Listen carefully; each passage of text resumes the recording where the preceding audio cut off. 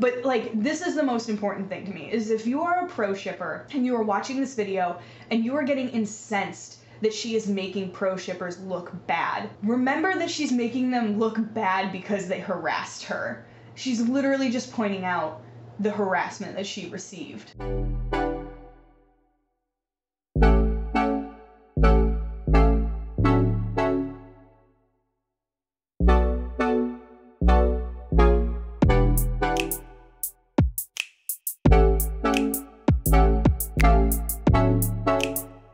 Okay, so given everything that's been going on Twitter due to this video, I thought I would make a pro-shipper reacts to Sarah Zed's Antis versus pro-shippers video. This is gonna be a doozy.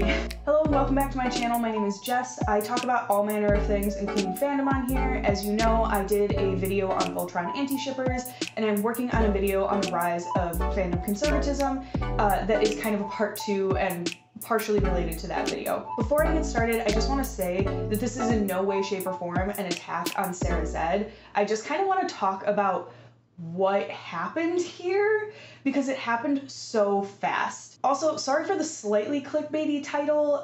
Sarah's video is an hour and 45 minutes long. I'm obviously not going to be able to sit here and react to every single second of it. Instead, I am going to focus on the parts that I think were most important, and will kind of explain my point about the video to you guys, which I think is important at this point, considering I've positioned myself sort of as this, like, since I've sort of like established myself as this sort of pro-shipper, but mostly very critical of anti-shippers.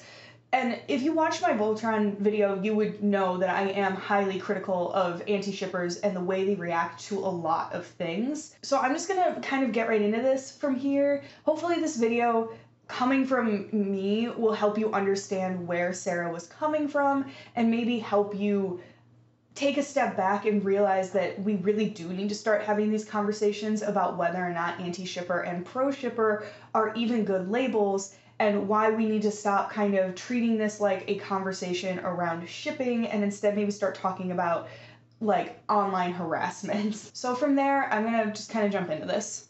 I'm just gonna say right now, I would highly encourage you to watch Sarah's video. Even if there are parts of it that you strongly disagree with, I would very much recommend trying to make it to the end. I totally understand it's an hour and 45 minutes, not everyone has time for that, and that's totally fair, but if you're not going to watch the video, you should probably try to avoid making public commentary on it, mostly because there's already a lot of stuff floating around, basically outright lying about what she says in the video.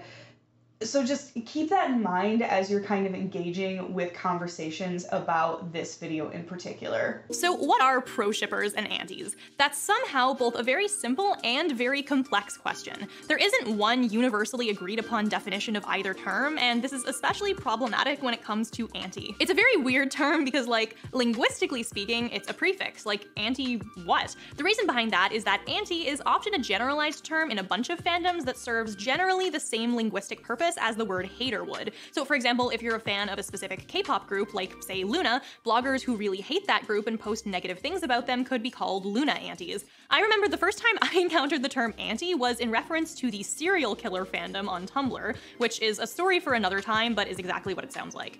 People who made posts opposing this fandom's existence got called antis. What that means is that anti can be taken to mean a person who opposes pretty much anything, be it good, bad, or neutral, making it a very confusing term in online spaces. With regards to shipping spaces specifically, the labels pro-shipper and anti tend to represent a broad nexus of fandom culture war positions. The least contested definition I can possibly think of for these terms is that a pro-shipper is someone who generally supports the creation and consumption of quote-unquote problematic shipping content pairing fictional characters together, while an anti is someone who generally opposes this.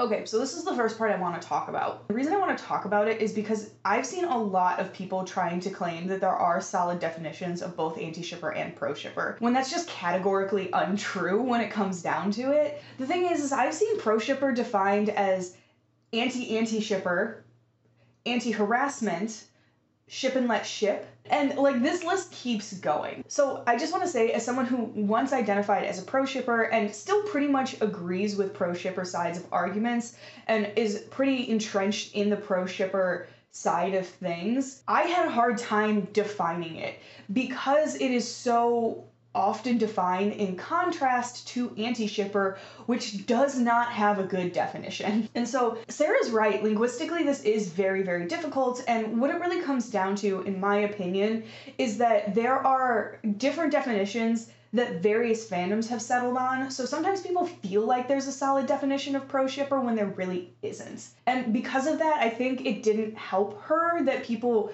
feel that way sometimes. But when it really comes down to it, there is no solid definition of it out there, and she is kind of right about this, and I even agree with her about it. I don't know why this turned into such a heated thing for pro-shippers, and it was something that I saw lobbed at her a lot on Twitter and in the comments on her video, so I don't really understand where this is coming from. It is pretty commonly known in pro-shipping circles that there's not a really good definition because there's also not a really good definition of anti.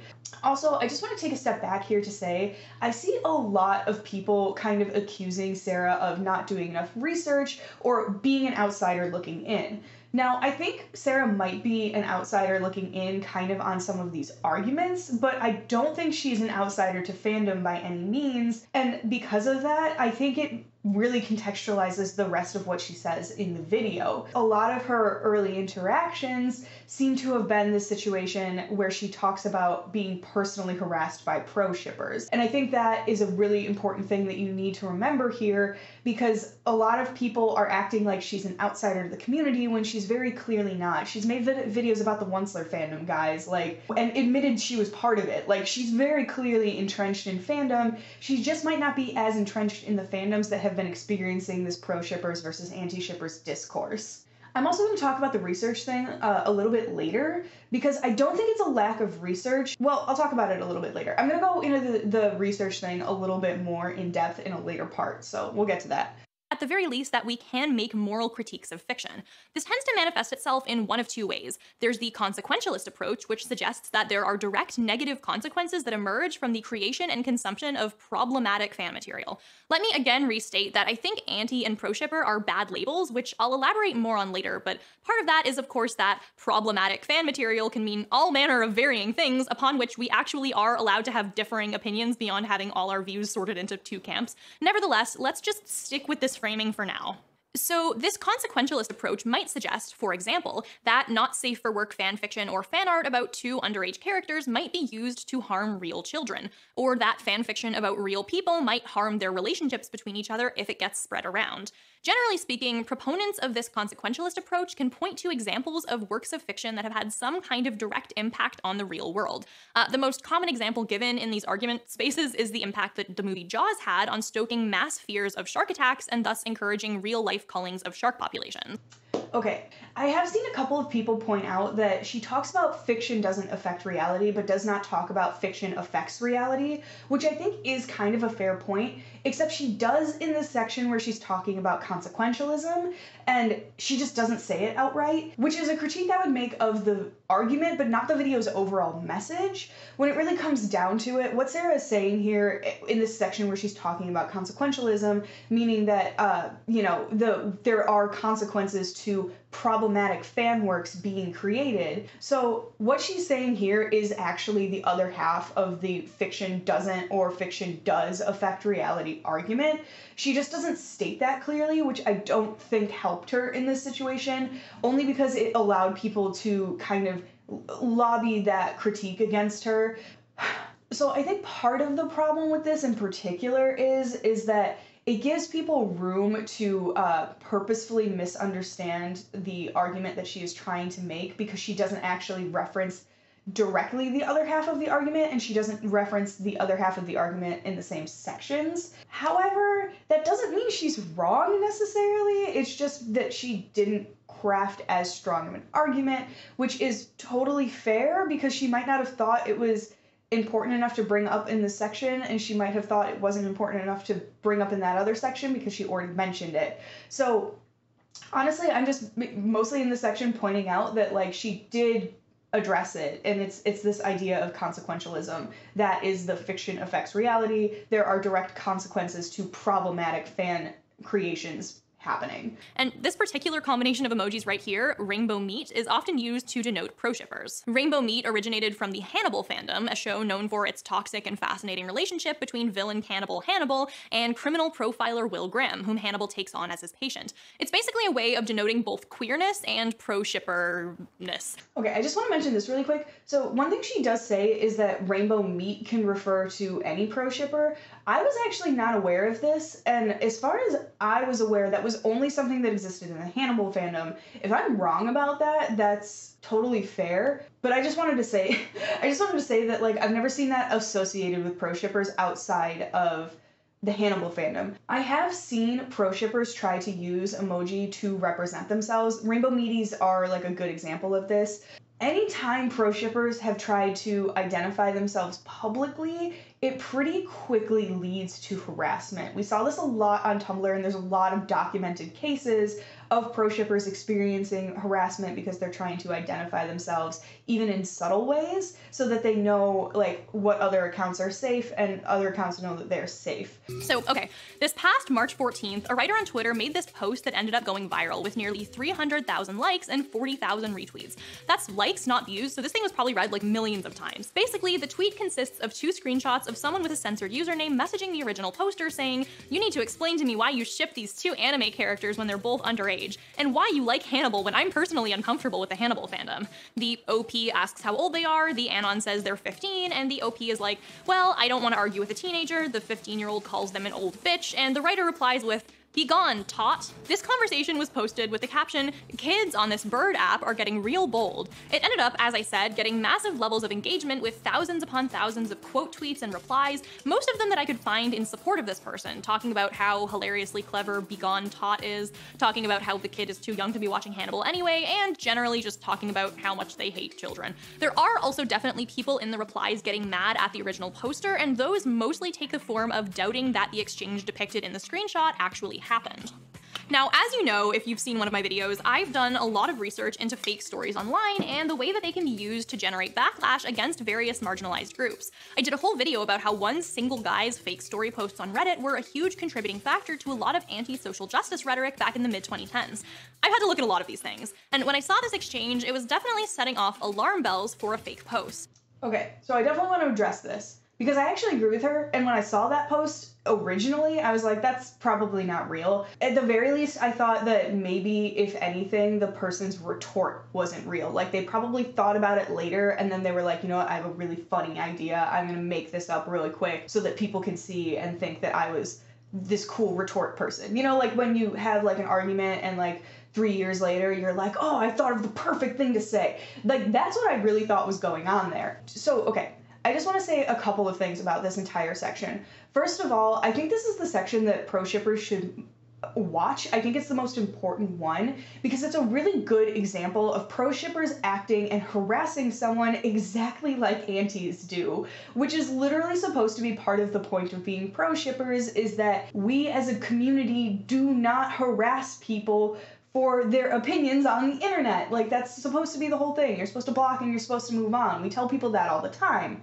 And I guess I'm just identifying as a proshipper now for this video. I'm not going to get into it in this video because I'm going to get into the other one, but I have issues with identifying myself with that label at this point. But anyway, back to Sarah Zed's video. I think this is the most important section for you to watch as a proshipper in this entire video, is you really need to sit down and be uncomfortable with the fact that people that were considered part of your community and is supposed to be part of a community that don't harass people were actively harassing Sarah Zed on Twitter. I think that's really important, and it does show, it goes into this whole thing where a lot of people are critiquing her saying if both sides are bad, and it's like, how do you expect her to not see both sides as bad when you literally harassed her for like 4 days on Twitter? I don't... That's how you look bad. Anyway, that all aside, like I said, I think it's really important for proshippers to see this and really understand that the community caused her distress, and it was not okay. And we did exactly to her what anti-shippers have been doing to us for years. We fell right into their playbook. Now, that being said, I'm going to critique this section with the context that Sarah has obviously a lot of personal things at stake here, as well as probably a lot of emotional trauma from this situation.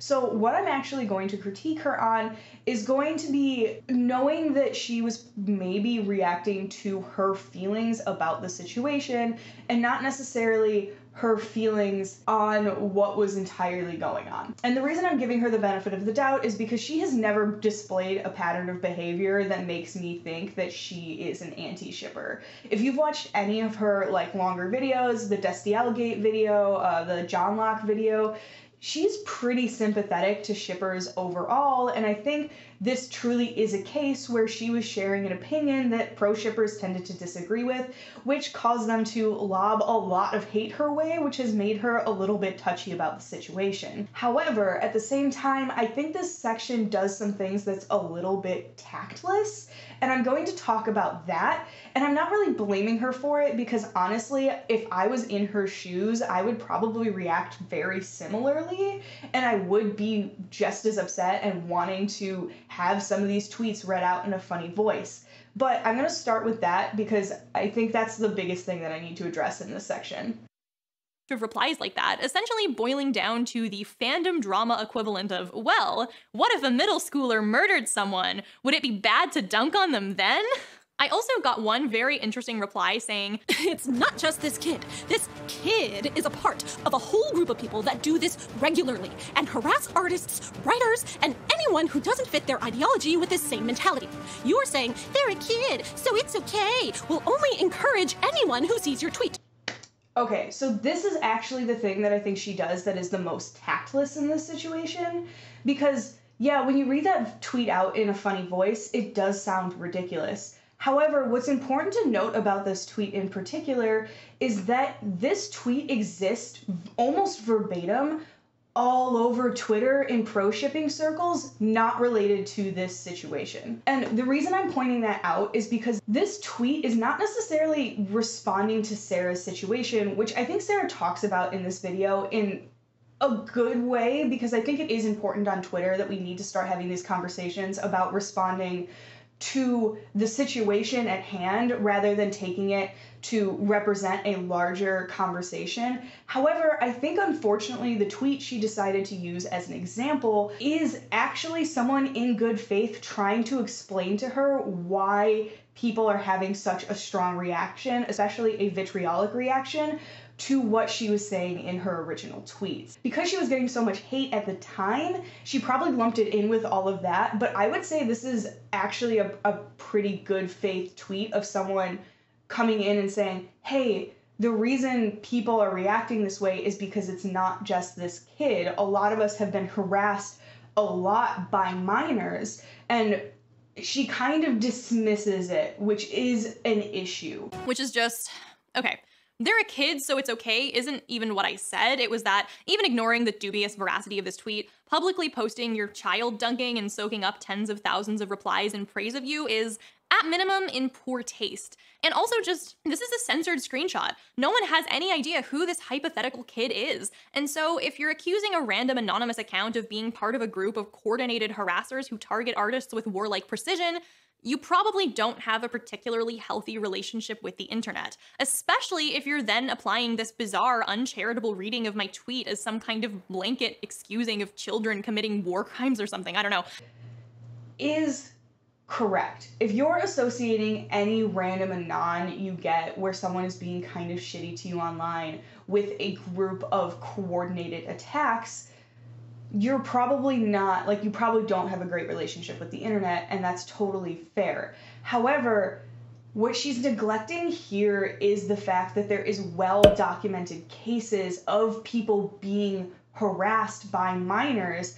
And I talk about this a little bit in my upcoming video, but I'll say it really quickly here. These minors kind of talk to adults in fandom spaces in a very specific way. And so it has 3 steps to it. It's kind of like their main way to argue with people. The first step is that a minor says something to an adult that will upset them. So case in point, just to use the example she's using, the DM where the person was asking if they liked Hannibal or Bakudeku, for example. Step 2, the adult responds sometimes in a neutral fashion, sometimes in a vitriolic fashion. It just kind of depends. And then step 3 is a minor turning around and saying, well, I'm a minor, so you shouldn't be arguing with me, or why are you attacking me? I'm a minor. And like I said, these are well documented things. Like if you get into a lot of this stuff, there are lots and lots of examples. There's someone on Twitter who keeps like well documented Google Docs full of Twitter threads where people are essentially doing this, where minors are essentially doing this to adults. We don't know if these minors in these situations are actually minors, but they're saying they're minors, so we have to assume that they are. And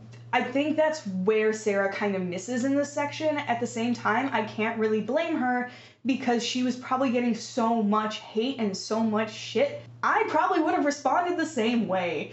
I'm like, I really don't blame her in this situation because I probably would have been like, this is ridiculous, what are you talking about? This is such a joke. And the reason I'm harping on this particular tweet that she has read out in a funny voice is I think this would have come off way better if she had not been mocking the tweet in question. And like I said, the biggest reason for that is because I think the tweet is in good faith. I think the person is earnestly trying to tell her, no, we've been getting harassed for years by minors and anti-shippers. Sometimes they are minors, sometimes they aren't. She kind of dismisses it by saying that, you know, if you think that kids are creating these coordinated attacks, then you don't have a good relationship with the internet, which is true to an extent, but I don't think it's true necessarily in this situation, especially even considering my own experiences. Like, yeah, I wouldn't think that it was like a coordinated thing, but I did see aunties gather together and mass report Tumblr blogs to the point where people got their entire blogs deleted because the Tumblr reporting system is broken. I wound up cutting this example out of my next video, so I'm just gonna share it here. I literally can think of several Homestuck artists that I had been following since like 2010, 2012 that wound up having their entire blogs deleted, which they were using to take commissions and get Patreon support. So basically their income was cut off because Antishippers planned a targeted reporting campaign against them. So while you can say that, yeah, kids on the internet are not part of a coordinated group attacking you if you're just getting one random anon, you can say that, and that is true, but it's also true that anti-shippers, minors and adults, doesn't really matter, have planned coordinated attacks against people to literally ruin their livelihood. So I think like the problem here is that she probably just had never experienced it, and since her main source of harassment has been pro-shippers, she probably feels a little bit less sympathetic to them than someone like me who largely faced harassment at the hands of anti-shippers. And so I think that's something that's really important to remember as you're watching this video, and I think this entire section. And so that's why I have a lot of sympathy for her, and like why I'm saying that her having that person read out that tweet like it was a joke was pretty tactless and a little bit tasteless, but I don't think she's necessarily wrong in what she's saying. I just think that that person was actually in good faith and she's treating it like it wasn't. Like, if you're doing all that, you should probably just go outside. Okay, the go outside thing. Here's the thing. Sarah said, if you had responded this to probably literally any of the other tweets that you showed in the video, you probably would have been fine. There were a lot of people conflating what you were saying to things that you weren't saying. But this one in particular, like I said, I really do think was in good faith. So for further clarification in this section, I don't think this last sentence of their tweet was trying to imply that Sarah directly said, they're a kid, so it's okay. I think it's attempting to explain that Sarah's points in this thread could be used in bad faith by anti-shippers to defend their harassment. But I should also acknowledge that it's not phrased the best. This is my understanding of it from the perspective of seeing other tweets like it on their own or in similar situations that had nothing to do with Sarah's situation. This is an argument that has been made time and time again by pro-shippers about anti-shippers, since anti-shippers tend to extrapolate really hard from what someone is saying. And that's why I think this tweet is actually in good faith, because I think what the last sentence is actually trying to get at is is not that Sarah is actually saying that herself, but rather that that's what anti-shippers are going to extrapolate it to mean. And because of that, they're worried that Sarah's entire thread is going to be taken in bad faith and used by anti-shippers to justify harassing other people, which we've seen happen before. I tried to find examples of it, but honestly, it's really hard to find examples of all of this now since Sarah has put her video out, and a lot of this discourse has been kind of dredged back up. So you're gonna have to take my word for it, but I have seen this argument before, and I do 100% think that that is what this person is trying to say. Like, I really think this person was trying to inform you that, like, there's an actual issue that people have been experiencing for years at this point regarding this situation. And so I see why people are upset about the go outside thing. I personally don't think it deserved the very vitriolic response because, like, go touch grass and go outside is, like, a pretty common thing when anti-shippers or pro-shippers kind of get too heated, in my opinion, because I do think both sides do need to go outside a little bit more. Like, if you're really, really entrenched in these online spaces, okay.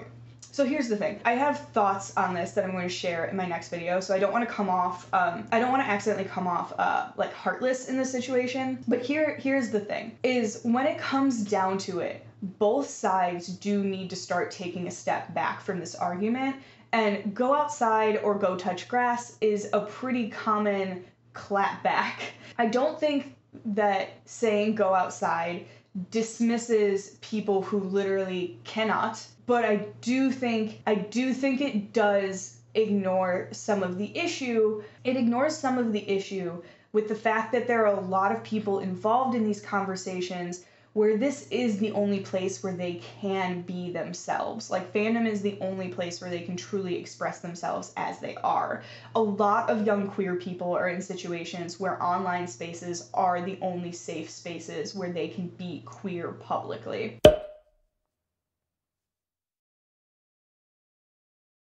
And so because of that, I totally understand why some people have a very vitriolic response to the go outside meme and the go outside response. However, I think in this situation in particular, had it not been lobbied at a fairly, in my opinion, good faith tweet, Sarah saying go outside would have just been any other clapback on Twitter. And when it really comes down to it, I don't think her saying go outside is a representation of her dismissing people who only feel safe in online spaces. And, like, I think this is another thing. I mentioned this earlier where a lot of people treat Sarah like she's not part of the community, quote unquote. When it comes to fandom stuff, they act like she's an outsider looking in when she's very clearly not. I think this goes for queerness as well. A lot of people treat her like she's an outsider looking in, like she's a cis straight woman, when she's made it abundantly clear that she's not. And I think that's a big, big problem when people talk about Sarah Zed in general, is I see a lot of people trying to claim that she is a cis straight woman who isn't involved in fandom, trying to put her nose into these situations, when that's just categorically untrue. What I'm getting at here is, and she says this later in the video, pretty much everyone involved in these arguments is queer, and trying to claim that because anti-shippers think one thing or pro-shippers think another thing, that they're being homophobic or this or that, it doesn't hold a ton of water. And while definitely queer people can accidentally do things that are contrary to their own interests, which is, again, something I think Sarah says in her video, I also do want to acknowledge the fact that I don't think her saying go outside is ignoring that entire community of people who only feel safe in online spaces. And I think to act like a Twitter clapback means that is exactly proving the point that she's trying to make in this video. And I think overall, the parts of the video I agree with the most are the parts where she's talking about Twitter discourse, because she does a really good job of breaking down Twitter discourse. Oh, while I'm here, I do want to mention the thing about the pink triangle. So she does give a good history of the pink triangle and, like, how it's supposed to represent gay men and the loss of gay men through several generations, the Holocaust, and then the AIDS epidemic. But I think a lot of people forget that the pink triangle was actually used a lot in schools as a representation of a safe space, a subtle representation of a safe space. So what I mean by this is in my high school, a good number of our counselors had pink triangles in the door of their office to represent to students who would know what that means, that they're safe for LGBT students to come and talk to them about those related issues. However, it wouldn't necessarily signal to literally anyone else who didn't know what it was that they're safe. And I think part of the reason that particular symbol wound up on that pin is because of this history of using the pink triangle to represent a subtle safe. I still think it's tactless, and I do kind of agree with Sarah on this because I think it is a little bit more serious than to be using on your fandom ship war stuff. Part of the reason I think using the pink triangle in this way is tactless is because you don't have to be a queer person to be part of the pro-shipping community. Like, cis straight people can be part of the pro-shipping community, which is why I don't think using symbols of LGBT safety, pride, whatever, are really great things to use in these situations. Like, I'm even a little bit questionable about using the rainbow for it, but I'm not going to get into that. It's more of an opinion thing. Like, this is a difference of opinion when it really comes down to it, which she says about it as well. But that's really what I wanted to say there. I'm not going to touch on any of the other Brian Fuller stuff because I touch on it in my other video, so I'm just going to skip over all of that. I'm not going to talk much about this section because this is already getting long. Everything about Princess Weeks and her video, perfect. This is actually one of my biggest criticisms of pro-shipping communities, and I think I said this in the Voltron video, and if I didn't, I'm saying it in the fandom conservatism video. Pro-shipping has a major problem with racism, and we had, like, pro-shipping has an incredible problem with dismissing any sort of critique as anti-shipping and using anti-shipping as kind of a catch-all for anything that vaguely disagrees with them. And because of that, everything about Princess Weeks' video, I've watched Princess Weeks' video, it's really good, and it makes some really important points that I think we really should be listening to. I think part of the reason I wanted to touch on this is just because I wanted to say that I really agree with Sarah, and there are a lot of people trying to claim that, like, she doesn't talk about racism in the pro-shipping community. I don't know why. Like I said, there are just, like, things that people are saying that are completely untrue about this video. Because, like, one of like the critiques I saw was basically like, there are things you could be critiquing the pro-shippers on, but instead you're acting like they're as bad as antis. And it's like, first of all, racism is as bad as harassing people online, because racism quickly leads to harassment most times. Second, she does talk about, like, racism in the pro-shipping community, so I don't understand that critique whatsoever. That was all I wanted to say. Let me once again state that if you disagree with my positions here, or you think I came off poorly in this entire exchange, I can certainly understand that. I'm not always right about everything, and while I do stand by my positions here, I wouldn't blame anyone for feeling differently about the pro-shipper pin or the ethics of posting a child dunking or whatever. But the responses I got were an absolutely insane barrage of harassment and false information about me, some of which is still being spread around. Even if you think everything I said was completely in the wrong, it certainly doesn't justify what happened next. Here's an abridged list of some of the things I was being accused of solely on the basis of the tweets of mine you saw a few minutes ago. To start, I was accused of saying it's okay to cyberbully people, saying that kids won't harass you if you aren't gross, spearheading a crusade against proshippers,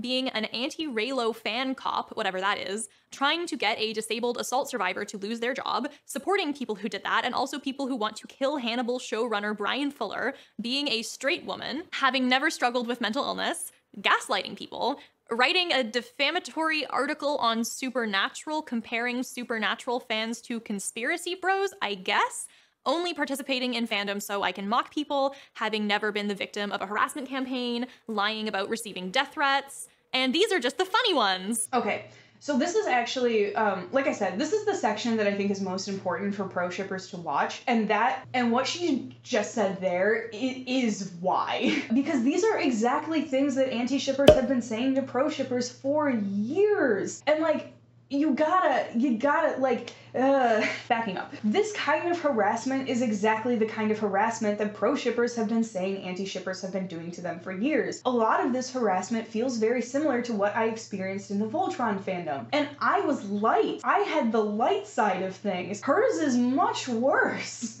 And so my point here is that if you're a pro-shipper and you're watching this video and you are getting very incensed because she mocks a couple of tweets that were probably in good faith and she didn't realize that they were, you're part of the problem. You're making us all look bad. Like, the fact that she got harassed by pro-shippers and everyone is acting like the problem with this video is that she makes pro-shippers seem less sympathetic than they actually are is ridiculous to me, which is just bananas to me when it really comes down to it, considering that literally pro-shipping communities in most fandoms started out of saying that you should not be harassing people over fictional ship stuff. And while I would say some of her tweets could be misconstrued in these ways, I don't think that makes it a good faith argument to say that she was saying these things based on the tweets that she did put out. And so because of that, this whole thing just feels ridiculous to me. Like, why are you getting upset that she's pointing out that pro-shippers harassed her? Why? We're not categorically good. That's not how this works. This has never been a black and white thing, and we've been trying to tell anti-shippers that for a long time. Okay, anyway, that's on my system. That's the thing that if you are a pro-shipper, I really want you to get across, is what is making pro-shippers look bad in this video largely is Sarah in good faith pointing out that pro-shippers harassed her on Twitter. There are some things that are maybe a little bit off, and that's fine. She was in a heated situation and I don't blame her for it. And as we go on, I am going to levy a couple of critiques about some of the things she says later in the video and actually talk about a few other things that I just didn't entirely agree with. But this is the most important thing to me, is if you are a pro-shipper and you are watching this video and you are getting incensed that she is making pro-shippers look bad, remember that she's making them look bad because they harassed her. She's literally just pointing out the harassment that she received. End rant. So factors into our tendency to overstate harm. Just saying something is kind of mean or kind of tactful towards something. What even constitutes a problematic ship? This is where she gets into the Twitter discourse stuff, so I'm gonna skip over all of this. Here's the thing. I don't think I can explain Twitter discourse being bad better than Sarah can, so I would highly suggest you watch her video to hear those points, so I'm not going to touch on them. I also largely agree with a lot of what she's saying in here, and I think extrapolation from very few characters and very short sentences is a major problem with Twitter discourse, because someone can say something and then it gets extrapolated 4 times over into something completely different. God, I'm trying to imagine what those threads would look like if they existed for any other piece of horror media. Don't watch the Saw movies. I'm going to touch on the killing stalking section really quick. I just want to say that I agree with a lot of these points, and especially the point of people not watching the video and then just assuming based on a title or a thumbnail what the content is going to be. I made a Twitter thread about this, and that is my biggest issue with everything going on with Sarah's video, is a lot of people are just commenting on it and they haven't actually seen it, and there isn't a good detailed breakdown of what goes on in this video anywhere. Literally the one I kept seeing people retweet and quote retweeting and being here's a thread, the person literally stopped partway through because they got frustrated with what she was saying in the first quarter of the video, which I kind of get, because I like I said, as someone who was self-identified as a pro-shipper and knows how bad anti-shippers can be, watching this video was very hard. It was very hard to sit down and really reevaluate how I viewed a lot of these situations.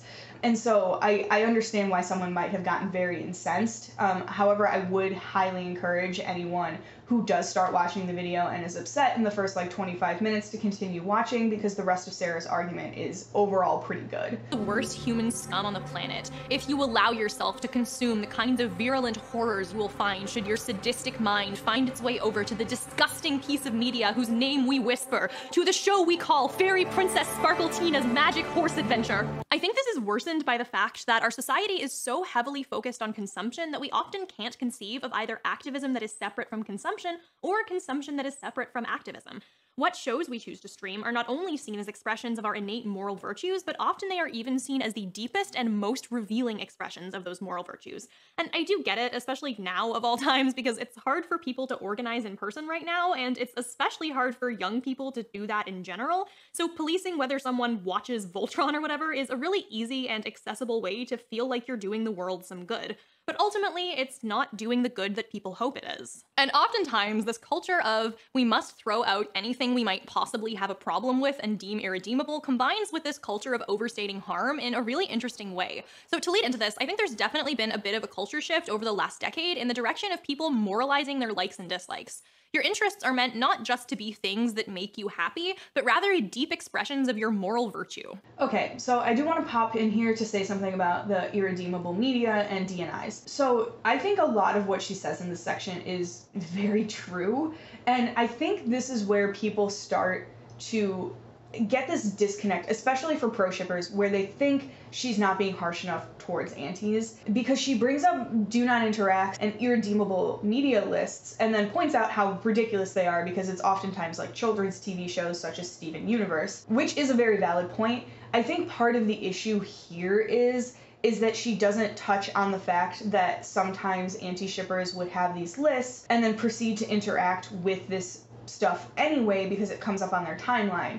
And so instead of choosing to block and move on, they would get mad at the person who posted it for posting something about one of their irredeemable medias or something from their do not interact list. And so because of this, it causes this issue where, like, yes, what she's saying is true, but it comes off as sounding much softer towards antis than everything else she's saying about pro-shippers, which is, I think, part of the reason that pro-shippers have gotten so upset particularly about this video.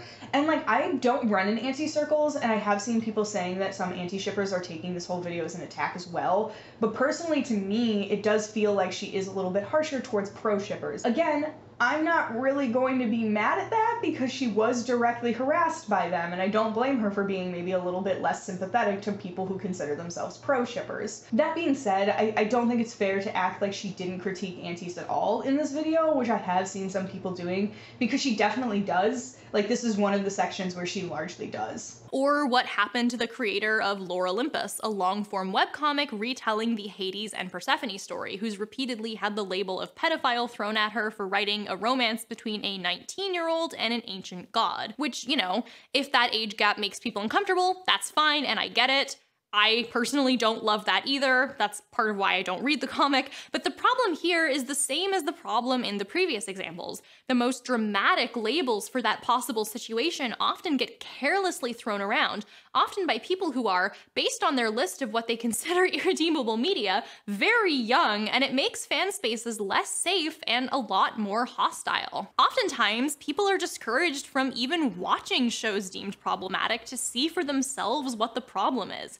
To do so after they literally heard from secondhand information about how awful it is seen as suspicious. After all, interacting with irredeemable media is often enough to get you on a DNI. I want to say one more thing about this section about irredeemable media, and like the part about people hearing secondhand knowledge and then kind of taking it as fact. Yeah, that's a big problem in anti-shipping communities that I have seen, like to the point where a lot of people that I know that are former antis have literally said the phrase to me, I thought Shiro and Keith in Voltron were literally blood related until I watched the show. Like, anti-shippers had them so convinced that that relationship was incestuous or something that they literally thought Shiro and Keith were blood related in the show. They're not, but that's what happens when you take secondhand knowledge for fact. That being said, I think there's a major gap in the pro-shipper narrative here, and that's the assumption that these kinds of moral outrage brigades, the harassment people talk about, the overstatement of harm, are exclusively endemic to people who self-identify as antis. That is absolutely not true, and in fact, a large volume of this kind of vitriol and overstated harm comes from people who are, in their own words, doing so in the name of freedom of expression. The first example I can think of is obvious. People accusing me of an absolutely insane collection of horrific actions for a couple of tweets that should have at best been something to say I disagree with this to. People telling me they knew what neighborhood I lived in or calling me a genocide denier in the name of anti-bullying.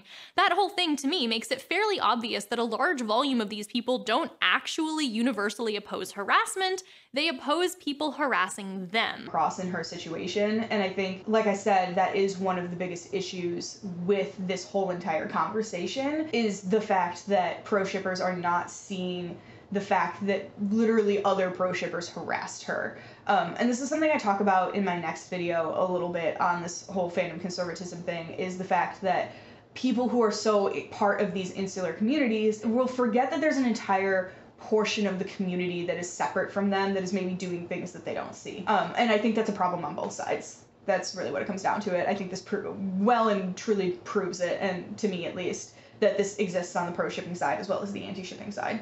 After I myself started to get a bunch of replies saying some buck wild shit like, a child is dead and you laughed it off, I did look into it, and the results are extremely tenuous. The first incident people will bring up a lot is something called the needle cookie incident. Izzy's has a video on it, so I would ideally like to refer you to that, and I will put that link in the description, but the basic narrative is, according to Proshippers, there was a convention in Taiwan where a fan artist who drew Sans X Frisk, the child Frisk fan art, was given a cookie by an auntie that had a needle in it, with the auntie trying to hurt them because of the ship, and they needed to go to the hospital. Izzy looked. So, this is one of the larger problems I have with Sarah's argument, is this entire section where she's talking about, like, the body count. And so, there's a few reasons I kind of don't like how she framed this. And I'll kind of do my best to explain myself because it is kind of complicated. So first of all, I do agree with most of what she's saying in this section. There are a lot of myths, such as the needle cookie situation in the fandom space, that claims that anti-shippers are trying to do IRL harm to real people, like actually trying to feed them a cookie with a needle in it. And they're just not true. There's really not any solid, you can point to situations where anti-shippers gave someone a piece of very harmful contaminated food. A lot of these things just don't seem to be true. At the very least, if they did happen, they weren't necessarily related to anti-shippers. And I do think, like, a lot of what she's saying in this section makes a lot of sense. However, I think what she does in this section is she accidentally downplays the online harassment that people have been experiencing for the last, like, 5 years due to anti-shippers deciding that they're morally reprehensible. And so I don't think she did this intentionally either. Like, I think her point was just to discuss the fact that anti-shippers don't have a body count, and that's not really a critique you can levy against anti-shippers when it comes down to it. But because she did it in this way, she ends up kind of ignoring the large number of cases where people were bullied out of fandoms. The thing is, in this section, she does have like a moment where she says, I've seen people bullied out of fandom for this stuff, but she doesn't really show any examples or doesn't really highlight it in any way. And I think that's because overall this video is a critique of pro-shippers. The same way that I would say my Voltron video and my fandom conservatism video is a critique of anti-shippers. So obviously she's going to spend more time talking about pro-shipping talking points and refuting them, and that's totally valid. However, I think unfortunately because of the way she handled this situation, she ends up downplaying the very real harassment and harassment campaigns that were run by anti-shippers towards people who weren't even necessarily pro-shippers. Like, they didn't even necessarily identify that way. They might have just shipped a ship that anti-shippers didn't like, or even supposedly made some kind of problematic fan art that anti-shippers decided warranted them getting death threats or suicide baiting. And the thing is there are well-documented cases of online harassment. I will say there are a lot of people who like point to this section and say, look at these well-documented cases. We know that anti-shippers will have a body count account, or like they have one. And it's like the documentation that you're providing 9 times out of 10, I'm sorry guys, I've looked through it. It doesn't have any evidence that anyone has died. It does have evidence that people have found themselves in really bad situations, have potentially tried to self-harm or unalive themselves, to use the TikTok term. But there hasn't been like a very solid anti-shippers harass someone into committing suicide. It might exist out there and I might not just be aware of it, but I'm saying that the evidence that people try to provide to refute this point, it doesn't actually refute this point, which is really what I'm trying to get at. Okay, I want to make a slight correction to this section. I still think what I'm saying in the section overall is kind of important, but I want to clarify something Sarah says. At the end of this section, she does say that she wants to acknowledge that we don't need to overstate harm on any side here to acknowledge that this is a problem. And she points out that there doesn't need to be recorded deaths for this to be an issue in fandom spaces. And I definitely do agree with this part of it, and I think a lot of pro-shippers are kind of missing this very important section. And I think the reason that they're missing it is because she kind of doesn't clarify who she's attributing this to, which makes a problem from the pro-shipping perspective. This in particular, she kind of posits as a both sides thing, which I definitely think it is, but I think this combined with the lack of specific evidence of anti-shippers harassing people in very similar ways to the way she was harassed makes it harder for people to pick up that she's not just saying this is about pro-shippers. She's trying to say this is on both sides of the fandom war that's going on here, but she doesn't do it clearly enough, I think, for people to really pick up on what she's saying, and it actually took me about 3 watches to really catch on to what she meant in this section. And I'll put timestamps on the screen so you can go back and watch it, and I do think this is a really important point, and I don't think it devalues anything else I'm saying in this section, because I do think that the lack of evidence in this section about anti-shippers harassing pro-shippers is what causes the confusion. But I will say she does acknowledge that there is real harm being done. I think, again, she just accidentally downplayed it because it's not her main focus, which is fair because it's not the main focus of her argument. It's just getting her into trouble, and why some pro-shippers are seeing this section as quote-unquote saying that anti-shippers have done no wrong and this is actually the pro-shippers, or has been the pro-shippers the whole time, none of which are actually what she's saying in this section. Yeah, that's basically kind of what I just wanted to say here. Okay, sorry for the slight camera angle change. My camera was dying and I had to plug it in.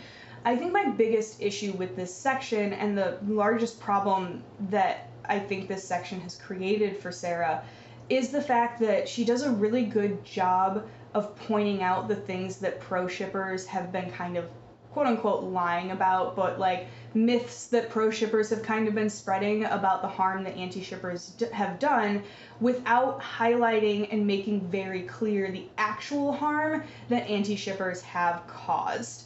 And I think the reason a lot of pro-shippers are reacting in particularly to this section and saying that she downplays the harm that anti-shippers have done, or is condoning their actions, or is enabling them, is because of this section. I don't think this section is doing those things. I think it instead is more of a situation where she didn't do a good enough job highlighting this is an actual problem in conjunction with these things don't actually exist and they didn't happen. And that's the thing when it comes down to it, is like, I was involved in these situations when I was old enough to look at something like the needle cookie situation and go, that probably didn't actually happen, or at least it didn't happen like that. On the other end of things, there are a lot of people in fandom who probably saw that happen and 100% believed it because they were a little bit younger and they were a little bit more naive. I think it was important that Sarah pointed out that a lot of these things are myths, but because she didn't also highlight the fact that anti-shippers have been at the helm of lots and lots of online harassment campaigns, things that do harm, just not the harm that pro-shippers claim that it does, is kind of the issue with this section, and I understand why pro-shippers would probably have a problem with it. And like I said, I've said this in my Twitter thread, I said this in a comment on Sarah's video, try to engage with her argument as opposed to just like writing the whole thing off, because she does largely defend pro-shipping thoughts, processes, and feelings when it really comes down to it. And she does point out in several places that anti-shippers shouldn't be acting or reacting to a lot of these online situations in the way that they do. It's just that the video is more of a critique of pro-shippers. It's not that it's pro-anti-shipper, it's that it's a critique of pro-shippers. Again, in the same way that my video was a critique of anti-shippers. So obviously she's going to be a little bit more focused on pro-shippers and potentially a little bit less sympathetic. Just gonna keep repeating that throughout this video. Hopefully someone will get the point. Seek it out. If you were a Harry and Ginny shipper, you would have to make a lot more of an effort to find Harry and Hermione fanfiction that you hated because things existed in their own specialized sites and forums. Whereas it's a lot easier nowadays in Thunderdome platforms like Twitter to be exposed to things you hate. Okay, I do want to say something about this, which is kind of interesting, because in this last section, she does talk a little bit about how previously in the 90s, things were probably a little bit worse in ways. I would say yes and no. Something that I pointed out in my anti-shippers video is the fact that this has been going on for a long time, and I feel like there's a lot of ties between anti-shipping rhetoric and that very early Christian conservative rhetoric that would come up in 90s and early aughts kind of fandom spaces. So like that, you shouldn't be doing anything homosexual because you should be a good God-fearing American, like that kind of response. And that's really the thing when it comes down to it, is like, I'm gonna talk about this a little bit at the end of all of this, which I'm about to be done with the points that I'm specifically touching on in Sarah's video. So she does also bring up at the end the whole situation that's been going on in the last few days with the Date Your Weapon game. I can't remember what the name of, boyfriend dungeon something, where they provided a content warning. People felt that the content warning was not sufficient enough, and it resulted in some people saying that the content shouldn't have been in the game at all. And Sarah does a really nice job of explaining why that response is not a good response. So really, when it comes down to it, Sarah is in a very neutral spot throughout this entire video, and I think the fact that she is critiquing primarily pro-shippers is not a bad thing, nor does it enable anti-shippers. And I think what people are forgetting here is that this is something that is essentially an opinion piece. Sarah did a lot of research and did her best to be somewhat neutral throughout it, but at the same time, she contextualizes the video by starting out saying that she was personally harassed by pro-shippers. The same way that I started out my anti-shipping video by saying I was personally harassed by anti-shippers. It changes how she views things, and it changed how I view things.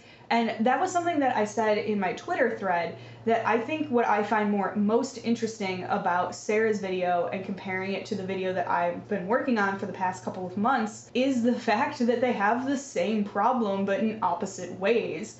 Her video is slightly more critical of pro-shippers, so more pro-shippers are going to be angry about it. My video is slightly more critical about anti-shippers, and more anti-shippers are going to be mad about it. And the reason for that is that we were personally harassed by each of those groups. And I think to act like this is a situation where Sarah is stepping out of her place or coming into a situation that she shouldn't be is very incorrect. Not only because she's a member of fandom and a member of the queer community, but also because when it comes down to it, all she did was quote retweet a tweet and say, I don't agree with this, and pro-shippers came to her. And that's just really what it is pro-shippers came to her and started harassing her. That's what started this whole situation. Okay, I'm done talking about Sarah's actual video. I am going to touch on a couple of things that I think are really important to touch on that she left out of her video, which her video is 1 hour and 45 minutes long. It was probably due to time constraints that she left this out and not any sort of potential manipulation or bad faith, ignoring things that were going on. It's a really hard topic to cover, and it's especially a hard topic to cover in one video that is under 2 hours. I'm gonna point out right now that I have a rough cut of my fandom conservatism video that is literally an hour and 50 minutes that I have to cut more because it's an hour and 50 minutes. This is hard to talk about in a single video. There's a reason my video was originally going to be 3 hours and I cut it in half. It's not easy, and I know that Sarah probably cut some of these out because it was a time thing, or she maybe didn't even know about them because she didn't run into these things when she was doing her research, which is totally fair because the internet is a vast place and you're not necessarily going to run into all of this stuff when you're trying to research things like this, especially when she was focusing her video around her personal experiences for the majority of the video. Well, not the majority, for the majority of the first half of the video. All that being said, here are some things that I think are important that Sarah left out. First, I want to just mention that there's a very large undercurrent of rad femme rhetoric and TERFism in anti-shipping communities because TERFs and rad femmes identified antis as a group of people that they could easily manipulate towards their views and therefore started pushing them more and more in that direction. I'm not going to go too much further into this because I go into this in depth in my fandom conservatism video, but I just want to point out that this is something that Sarah didn't touch on that I think is intrinsic to this conversation, but I understand why she left it out because it would have been really difficult to talk about in the context of her video. The next thing I want to say is I totally agree with her about Raylo. I don't really like that ship either, but there is some really well documented, and I'll show some of it here. I found an article when I was doing research. There is really, really well documented evidence when people start to publicly mock Raylo, such as one of the situations that I saw was something with the actor of Finn, who said something and people had a very vitriolic response specifically towards Raylos for what he said. And when things like this happen, a lot of times alt-right people who essentially, like, I don't even know how to describe this, but like because I'm not part of the Star Wars fandom, and like I said, I'm going to show some of this on screen. Alt-right people will say basically the same exact talking points about Raylo shippers as anti-Raylos will, which is concerning when you think about it. And there's a really, really great Medium article that I found about this with tons and tons of data. This person's scalp. I actually wound up talking to this author. I'm not going to name any names because the author literally asked me not to because they wound up getting doxxed and harassed very heavily by these alt-right groups. So basically, if I don't tag this article I'm discussing in here, that's the reason why. But I'll be showing things on the screen. Essentially showing that when people find an opportunity to mock women online, alt-right people will often jump in, even if it's related to something like fandom, which is concerning because it does allow alt-right people to essentially gain clout by posting something that looks like an anti-Raylo post, and then anti-Raylos will retweet it hundreds and hundreds of times. So that is something to keep in mind that doesn't get brought up here, and again, time constraints, I totally understand, but I think that's also important. The last thing I want to say is that I think it is really important to remember that anti-shippers very much justify harassment. And this isn't necessarily responding to anything that Sarah necessarily does or does not say in her video, but anti-shippers will act like people should get harassed for the things that they say and do, and should be suicide baited, and should be told to kill themselves, and should be sent death threats for this sort of thing. Again, there's a lot of documentation of this sort of thing, and because of that, I think it's really important to just remember that anti-shippers kind of started the harassment when it really comes down to it. When I did my research, I obviously didn't name this blog because I was not about to out someone like this, but there was a Tumblr blog that was like well known in the Voltron community for popularizing the idea that the sheath between Shiro and Keith sheath was a pedophilic ship, and is a big part of the reason that a lot of people thought that Keith was actually underage when it turned out he wasn't. And because of this, it really, like, when it comes down to it, it really was a harassment campaign started by antis, at least in the Voltron fandom. I'm not sure about other fandoms. Anyway, I think overall, if you can sit through and not be triggered by Sarah's video, because I could understand how some of this would be triggering, because like honestly some of it was setting off like alarm bells from being on Tumblr and getting certain kinds of anon hate for me, which made me uncomfortable in like a completely like sympathetic way. Like just seeing people harass her in much the same way I was harassed was a little bit triggering for me. If you can sit through it and it's not triggering for you, it just makes you uncomfortable or something like that, I would highly recommend watching this video. I think Sarah makes a lot of really, really important points about online discourse that a lot of people are going to ignore basically because it's wrapped up in this fandom package. And because of that, I think, again, I'm just going to repeat that a lot of the people involved in these situations do really need to start taking a step back. At the very least, they need to start taking a step back from having a vitriolic response to anyone who has an even slightly differing opinion from them. And I know a lot of people are probably going to accuse me of not being a true pro-shipper or having never been part of the pro-shipping community, despite the fact that I've made it abundantly clear in my previous videos that I have been part of the pro-shipping communities and do not like anti-shippers because they harassed. All of that being said, I think I'm going to cut things there because I'm basically rambling and I didn't script this video. I kind of just wanted to go in and react. Yeah, I don't really even have a good outro for this. I guess like, subscribe. Here are some other places you could follow me. I do have a couple of TikToks, I'll admit, about this topic, but I had such a hard time with making TikToks on this topic only to have my videos stitched and then have my words completely misrepresented by people that I've kind of stopped talking about this on TikTok, which is something that I want to talk about on this channel at some point, because TikTok stitches are kind of dangerous in a lot of ways. That all being said, I am going to cut things off here. Have a great day. I hope that if you're a pro shipper that this maybe makes you feel slightly better about Sarah's video, or at least changed your mind slightly about the idea of watching it. If it didn't, I guess that doesn't really matter when it comes down to it. I just really wanted to make this video because I felt like Sarah was getting unnecessary responses from a community that I feel like I am or was once a part of.